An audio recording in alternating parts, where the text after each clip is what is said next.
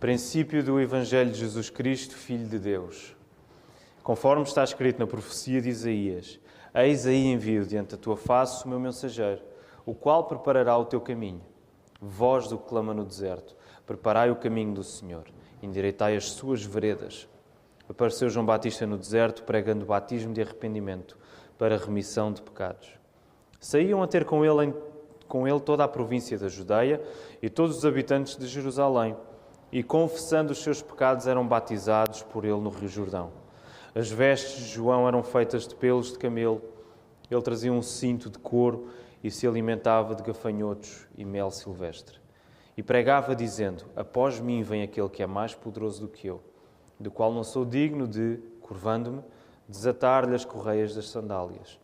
Eu vos tenho batizado com água, ele, porém, vos batizará com o Espírito Santo. Ainda de pé, vamos aproveitar os próximos instantes para nos saudarmos uns aos outros, olhando nos nossos olhos, que é a parte visível do nosso rosto. Sejam bem-vindos, que Deus vos abençoe também lá em casa. Podemos ficar sentados, irmãos?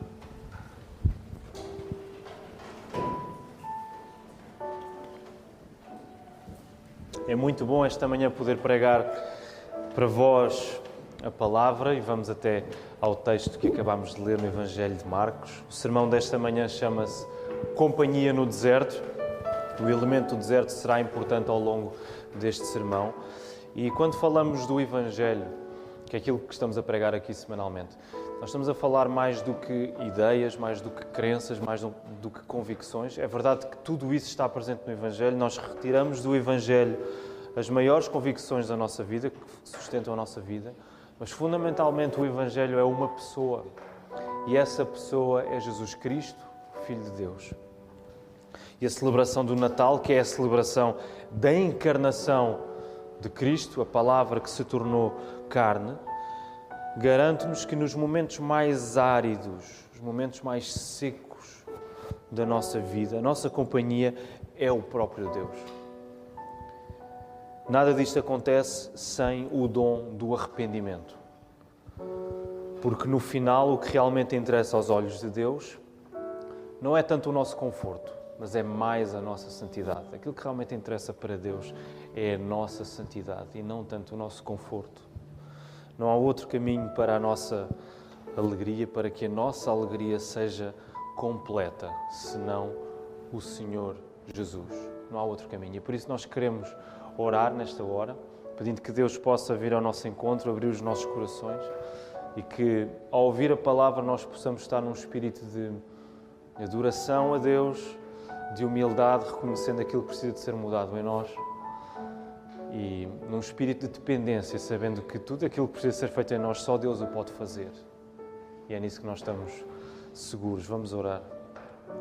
Graças te damos, nosso Deus e nosso Pai, Tu que és o Criador dos céus e da terra, Tu que formas cada dia da nossa vida, Senhor, nos dás o fôlego e as forças para vivermos a cada dia, Senhor. Nós somos devedores à Tua graça e hoje, Senhor, nós queremos entregar este tempo nas Tuas mãos, queremos louvar-te, queremos ser encontrados pelo Teu Filho Jesus, queremos que a Tua palavra nos dirija e venha ao nosso encontro agora, Senhor.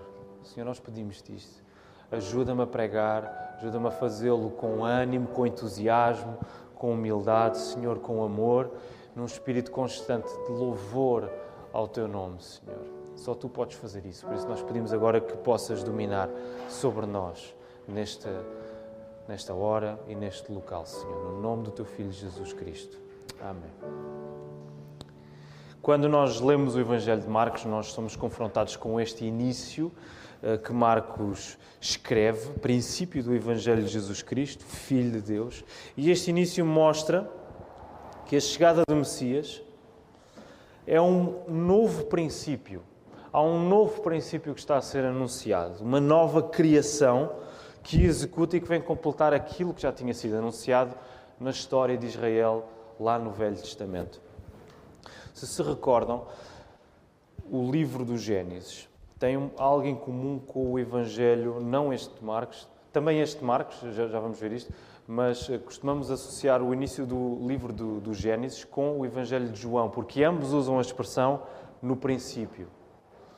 Marcos também vai usar, deixem-me dizer assim, esse expediente. Ele vai usar a mesma palavra, princípio do Evangelho de Jesus Cristo. Se recordarmos, Gênesis começa no princípio, criou Deus os céus e a terra. Quando começamos a ler o Evangelho de João, começa com, no princípio era o Verbo, e o Verbo estava com Deus, e o Verbo era Deus. E agora lemos sobre o princípio do Evangelho, Marcos a escrever. Marcos quer que a introdução do seu Evangelho tenha o mesmo peso que as palavras iniciais do Gênesis, porque uma nova criação está à beira de acontecer. Logo, ele quer que as pessoas que leem e ouvem este Evangelho, estes escritos, percebam o peso de escritura que, à semelhança do Gênesis, o Evangelho de Marcos também tem. Esta nova criação que está a ser anunciada é incorporada na chegada do Messias, toma carne na chegada do Filho de Deus. O mesmo selo de escritura do Gênesis está, portanto, a ser aplicado a este Evangelho de Marcos. Do mesmo modo como a primeira criação foi anunciada no Gênesis, esta nova criação agora está a ser anunciada com a chegada do Salvador, com o advento do Senhor Jesus. O anúncio de um novo princípio é o anúncio de boas novas e, por isso, o Evangelho. No mundo antigo greco-romano, esta palavra em grego, evangelion, ela significava que boas notícias eram trazidas, sobretudo em contextos de vitórias militares ou políticas. Significava que alguém vinha trazer a notícia daquilo que tinha acontecido, da vitória que tinha sido alcançada, se fosse ela militar ou política. Marcos agora escreve que a nova criação anunciada na chegada de Jesus marca a vitória final de Deus para o seu povo sobre o pecado. Há uma notícia a ser anunciada. Essa notícia é a vitória final do Deus de Israel sobre o pecado para o seu povo. Tão certa como se já tivesse acontecido. Boas notícias, quando eram trazidas, elas não traziam a possibilidade de eventualmente poderem vir a ser boas. Elas confirmavam que, de facto, essas notícias estavam consumadas. Esses eventos que traziam alegria, eles estavam consumados. Prova disso, e Marcos usa essa linguagem, são notícias que estão consumadas. Prova disso é o facto de Marcos evidenciar que estas boas novas de Jesus Cristo, o Filho de Deus, trazem a autoridade e o poder do próprio Deus. Por isso é que ele diz Jesus Cristo, Filho de Deus. A autoridade e o poder de Jesus é a mesma autoridade e o mesmo poder do próprio Deus. Portanto, os leitores de Marcos podem descansar que estas notícias, de facto, elas são seguras. Elas aconteceram de facto. O Evangelho é o poder de Deus. Nós lemos isso quando Paulo escreve aos Romanos.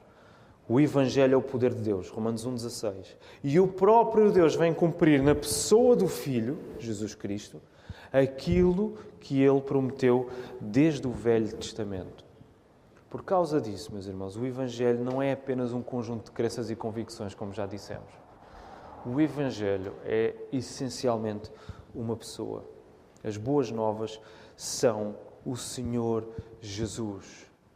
São o Verbo tornado carne, a palavra que criou todas as coisas a tomar forma, a nova criação a vir até nós e a colocar-nos numa relação restabelecida com o Deus Criador dos céus e da terra. Logo, tudo aquilo que Deus faz nas nossas vidas, Ele fala na pessoa do Filho. Tudo aquilo que Deus faz em nós, Ele fala através de Cristo. E por isso a intimidade entre Cristo e o cristão é fundamental. A intimidade que nós somos chamados a ter com o nosso Salvador é absolutamente fundamental. Porque é nessa intimidade que nós vamos estar com Deus, é com Cristo. O que esta nova criação vem recriar é a ligação caída entre Criador e criatura, na pessoa do Filho de Deus. Por isso a nossa intimidade com Deus deve acontecer somente através de Cristo. É por isso que nós usamos muito a expressão de termos um relacionamento pessoal com Cristo. Porque Cristo é o mediador que veio para nos colocar numa relação direta com Deus. Logo, essa relação passa sempre e unicamente pelo Senhor Jesus. Marcos está a escrever sobretudo para pessoas não judias, para não judeus. Marcos está a escrever sobretudo para gentios romanos. E ainda assim, ele não deixa de fazer uma citação do Velho Testamento, a Bíblia hebraica, um contexto mais conhecido para os judeus do que para os não judeus. Por isso ele faz a citação no versículo 2 e no versículo 3, quando ele diz segunda profecia de Isaías. Marcos refere a profecia de Isaías, mas na verdade, eu não estou a contradizer o texto, esta citação é um entrelaçamento de 3 passagens do Velho Testamento. Ela vai buscar elementos do Êxodo, vai buscar elementos do profeta Malaquias e finalmente vai buscar elementos do profeta Isaías. Por exemplo, lá em Êxodo, na história da libertação do povo de Israel do Egito, Deus conduz o povo até ao deserto e Deus promete o envio de um anjo que vai guardar o povo pelo caminho que o vai conduzir à terra prometida. Então este elemento do envio de um mensageiro, de um anjo que vai conduzir o povo no caminho, já estava lá no Êxodo e está a ser usado aqui também. Em Malaquias nós encontramos esse mesmo elemento do envio do mensageiro que vai preparar o caminho do Senhor. Depois quiserem ver por vocês, Malaquias 3.1. E finalmente em Isaías 40, versículo 3, um texto que hoje já ouvimos lido, encontramos a referência à voz que clama no deserto, que preparará o caminho do Senhor. Embora estas referências do Velho Testamento não estivessem próximas das mentes dos gentios, daqueles que não eram judeus, Marcos, o escritor, inspirado pelo Espírito Santo, quer que os seus leitores percebam a ligação íntima que existe entre a pessoa e o ministério de Jesus com a revelação divina que o Velho Testamento faz deste Jesus. Marcos está interessado que as pessoas o ouçam. É como se nós estivesse a dizer, eu sei que vocês não conhecem bem estes textos, mas eu quero que vocês percebam que só é possível conhecer este Jesus que eu estou a anunciar olhando para aquilo que foi anunciado antes, olhando para aquilo que o Velho Testamento está a dizer sobre Cristo. Não é possível entender Jesus sem o Velho Testamento. E outro aspecto fundamental na citação que Marcos faz aqui é o facto do Evangelho de Jesus Cristo ser fundamentalmente comparado a um caminho. Se vocês virem lá, 3 vezes a palavra aparece, caminho ou vereda, 3 vezes essa referência aparece lá. O que Deus faz em Cristo é providenciar o caminho da salvação. O próprio Jesus fez uso desta expressão. Antes disso, Jesus, lá em João 10:9, ele disse, eu sou a porta. Se alguém entrar por mim, será salvo. Entrará e sairá e achará pastagens. Jesus é a porta. Um pouco mais à frente, no mesmo livro de João 14:6, Jesus diz o seguinte, eu sou o caminho, a verdade e a vida. Ninguém vem ao Pai senão por mim. Ao mesmo tempo, Jesus está a dizer, eu sou a porta e eu sou o caminho. Não dá para entrar por mim e ter outro caminho. Como não dá para entrar por outro lado qualquer e seguir o caminho que eu sou. Eu sou as duas coisas. Eu sou a porta pela qual vocês entram para serem salvos. Eu sou o caminho pelo qual vocês andam para alcançarem essa salvação. Esse caminho da salvação que Deus preparou para nós em Cristo Jesus. E no verso 4, João Batista entra em cena. Ele está no deserto, está a pregar. Ele é identificado como aquele que o Velho Testamento, lá em Isaías 40, diz voz que clama no deserto. Ele é a voz que está a clamar no deserto. Ele está no deserto a pregar. E o facto de João Batista aparecer no deserto indica que ele está a cumprir um padrão que já existia no Velho Testamento. Ele, ao mesmo tempo, cumpre um padrão mosaico de Moisés, na medida em que ele está no deserto a pregar ao povo.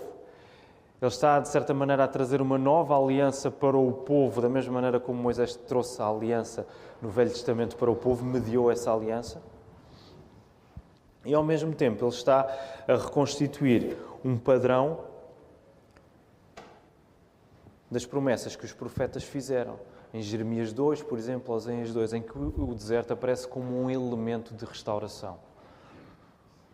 Um elemento de esperança para o povo. Então João Batista está, digamos assim, a incorporar estes elementos que lá no Velho Testamento já existiam em Moisés, em Jeremias e em Oseias. E quando olhamos para aquilo que João Batista está a dizer, para a sua mensagem, este é um episódio que depois é relatado também em Mateus, em Lucas. Se nós tivéssemos de resumir aquilo que João Batista prega numa palavra, nós diríamos que João Batista está a pregar o arrependimento. Podíamos usar esta palavra. João Batista está a pregar o arrependimento. Mas o batismo de João Batista estava a batizar pessoas, elas confessavam os seus pecados, eram batizadas por João Batista, mas o batismo de João Batista não tinha o poder de perdoar os pecados de quem os confessava. Ele próprio vai admitir isso mais à frente, não é? Vem aquele que é mais poderoso do que eu, vem aquele de quem eu não sou digno de lhe desatar os sapatos, digamos assim. Vem aquele que vai batizar com o Espírito Santo. Eu batizo com água apenas. Mas vem aquele que vos vai batizar com o Espírito Santo. Vem aquele que vai, de facto, efetuar este perdão de pecados na vossa vida. Mas, ao mesmo tempo, o batismo de João Batista não tinha o poder de perdoar pecados, mas ele servia como um símbolo da purificação espiritual e de renovação moral que todo o povo precisava e que agora estava à beira de acontecer com a chegada de Jesus. A água no batismo de João Batista significava esta purificação que era preciso acontecer no povo. Eles já faziam parte da aliança antiga que Deus tinha estabelecido com eles, mas eles precisavam de se arrepender dos seus pecados, de serem purificados. E isso só iria acontecer finalmente quando Jesus viesse. E depois, mais tarde, quando o Espírito Santo viesse aplicar aquilo que Jesus de facto fez na cruz. O símbolo da água do batismo representava a lavagem espiritual e a renovação da aliança que Deus disse que faria com o seu povo. Também lá no Velho Testamento, Jeremias 31 fala disto. Mas agora essa nova aliança é entendida plenamente na medida em que ela já não inclui apenas os judeus, mas é uma nova aliança, uma nova criação que vai incluir todo o tipo de pessoas.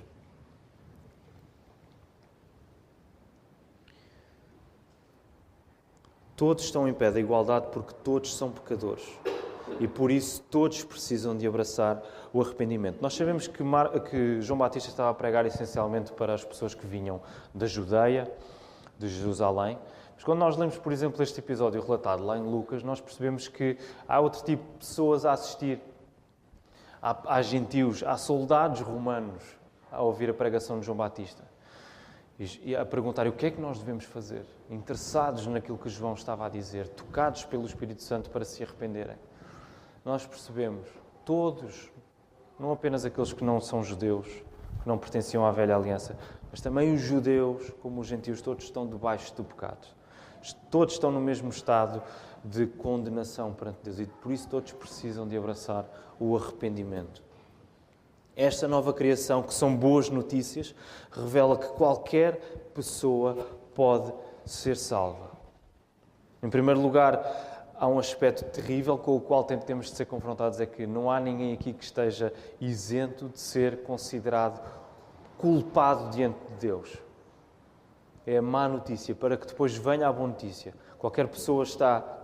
Todas as pessoas estão condenadas, mas por causa disso, qualquer pessoa pode ser salva. Jesus tem o poder de salvar todo aquele que se arrepende e confia nele. E esta transformação espiritual, através do Evangelho, através das boas notícias, ela é vista já naquilo que Marcos diz acerca de João Batista lá no versículo 6. Vejam lá o que é que Marcos diz. As vestes de João eram feitas de pelos de camelo, ele trazia um cinto de couro e se alimentava de gafanhotos e mel silvestre. E nós lemos este texto e ficamos assim um bocadinho. João era um bocado esquisito. Não era nada que o povo não estivesse habituado, porque já os profetas do Antigo Testamento mostravam muito este padrão. Mas, de facto, quando Marcos escreve acerca de João Batista, ele está interessado em mostrar que João Batista estava de tal forma transformado pelas verdades que ele próprio pregava, que ele não tinha necessidade de se encher com as coisas que o mundo lhe oferecia, nem com, seja isso roupa ou comida, porque ele estava cheio da presença de Deus na vida dele. Então João Batista funciona como um exemplo bem vivo e visual daquilo que a transformação do Espírito Santo faz nas nossas vidas. Vale a pena insistir no elemento do deserto, porque nas Escrituras, aliás, João Batista estava a pregar no deserto, o título do sermão de hoje é Companhia no Deserto, e o deserto nas Escrituras aparece como o local tradicional onde Deus se encontra com o seu povo. Não deve ser, por isso, um motivo de admiração quando Deus nos leva a vários tipos de deserto na nossa vida para se encontrar connosco. Deixem-me dizer, eu acredito que nós hoje, em 2020, século XXI, num contexto urbano, citadino, cosmopolita, ocidental, usem a expressão que queiram usar, é difícil para nós imaginar o que é viver num deserto. Eu nunca tive essa experiência. Talvez o mais próximo que tínhamos aqui em Portugal sejam as planícies do Alentejo. Mas eu nunca tive a experiência de viver num deserto e não sei se alguns dos irmãos já teve. Mas ainda assim, este mesmo contexto onde nós vivemos, o urbano, ocidental, ele faz com que nós inconscientemente, ainda que inconscientemente, seja natural para nós criarmos um deserto à nossa volta. O que é que eu quero dizer com isto? Eu vou generalizar, mas eu acredito que um dos nossos maiores receios é o de nos vermos em situações em que literalmente nós não conseguimos ver um ponto de chegada à nossa frente. Esse é um dos piores receios que nós temos. Nós literalmente receamos, não conseguimos ver um ponto de chegada à nossa frente. Qualquer que seja a situação que nós estejamos a atravessar. A perspectiva de termos de esperar e lutar por alguma coisa arrepia-nos. Talvez porque hoje vivamos num tempo em que tudo se tornou tão imediato e quase não precisamos fazer esforço para alcançar o que quer que seja. Tudo está ao nosso dispor. Pensamos, por exemplo, nas tecnologias que ocupam aqui um lugar de destaque quando facilmente nos isolamos à frente de um ecrã